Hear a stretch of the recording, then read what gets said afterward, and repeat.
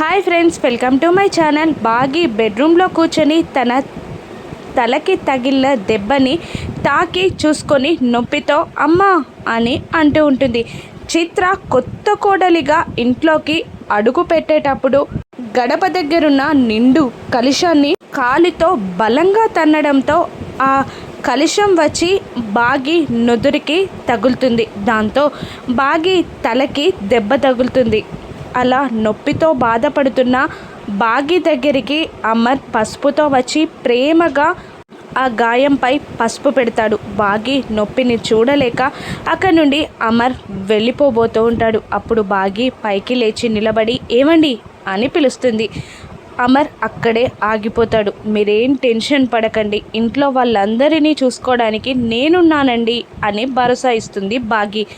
బాగి మాటలకి ఉద్రేకంతో వెనక్కి తిరిగి వెళ్ళి బాగీని గట్టిగా వాటేసుకుంటాడు Amar.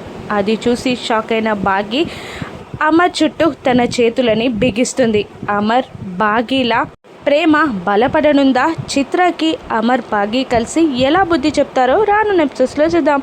Thank you for watching.